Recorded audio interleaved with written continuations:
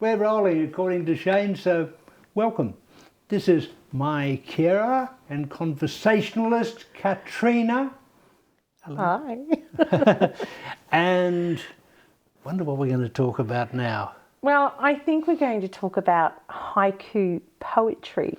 Is that how you say it? That's right, haiku poetry. Right. Sounds Japanese. It's Japanese. Right. You could eat that. I'll have a plate of haiku with rice. Oh, sounds yummy. No, all food sounds yummy. Look, haiku poetry is a very specialised form of poetry. Tell me why. There's only 3 lines. Oh, really? And on the first line there's 5 syllables. Right. And on the second line there's 7 syllables. Yep. And on the third line there's 5 syllables. So there's a formula you've got 5, to work 7, it. 5. Right, Yeah. okay. And I read a haiku poem the other day. Oh, okay. And you're going to share it? I'm going to share it. Okay. There was a young man from Cork who got limericks and haiku confused. It's got 5 syllables, 7 and 5. There you go. Right. I wanted him to put something on his fork. Of course you did, because you're into limericks and not Yes. haiku. Right. Yeah. My life is a bit like haiku. We'll discuss your life another time. Okay. I'm going to share something with you. Yes, what? My nickname used to be the poet. Oh. Did you have a nickname? Oh, no, I don't think so. Okay. Do you want to know how I got my nickname, the poet? Yes, good. It's a nice nickname. Is it? Yeah, the first television script I sold was on a show called Kingswood Country. Oh, that was a great show. And I turned up with my little script, and the producer, Tony Sattler, had a nickname for everyone. Okay. Now, I could see, I didn't know at the time, but he was sitting there going, well, what's this bloke's nickname? Anyway, his secretary was writing out my cheque. I didn't know how much for. And he said, have you sold any writing before? I said, yes, I've sold a poem to the ABC. Wow. Yeah, that's what he said. And he said, how much did you get for it? And I told him, $14. $14? $14. And he handed me a cheque for a couple of $1,000 and said, welcome aboard, poet. Wow. And at the first rehearsal in a church hall on the Wednesday, we rehearsed in church halls and shot in the studio on Saturday. Yep.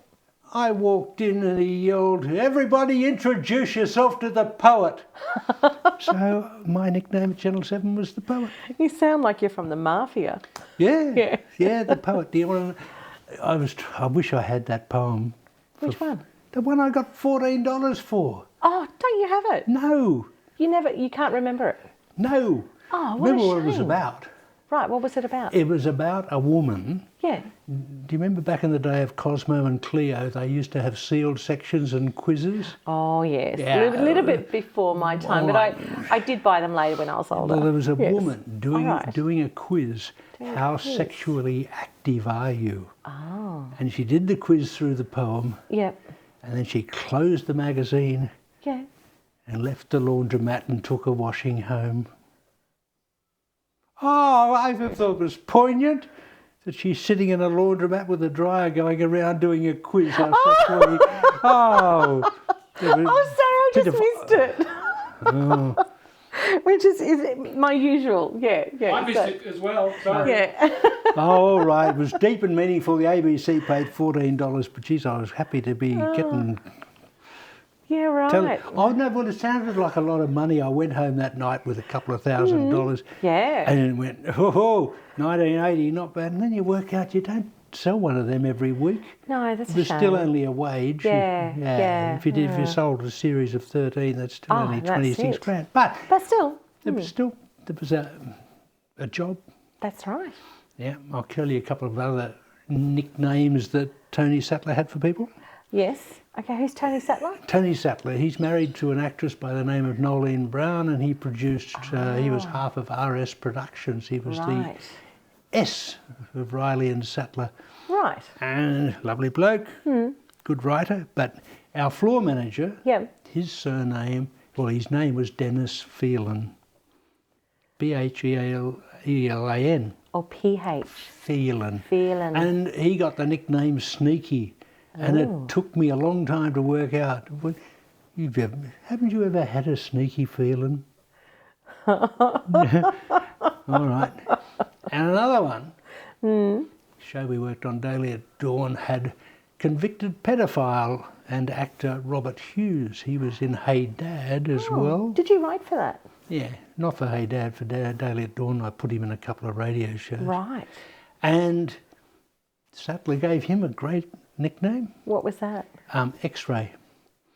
And Hughes went up to him and said, "Why are you calling me X-Ray?"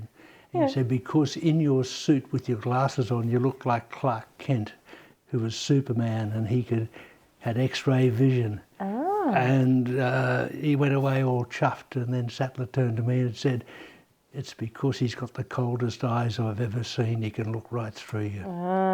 So he knew something. He did, didn't he? Yeah, it's a bit I wonder how many of the executives knew there was something going on and I'm sure a lot of turned a them blind did. eye to keep Hey I'm Dad sure, going. yes, I'm sure a lot did. Because the rumour was it was "Don't Dad." Oh, right. Yeah. Oh. Anyway, that wasn't much fun to end on. No, it wasn't really at all. Have you got anything else? I haven't got any more poetry. Oh, really? What about a dad joke? Oh. What about a hey dad joke? Aha! Shane. I went shopping yesterday. I went to the supermarket and this person opened the fridge and threw cheese and butter and milk at me, and I went, "Oh, how dare he!" Oh, I was worth a try. Oh, hero.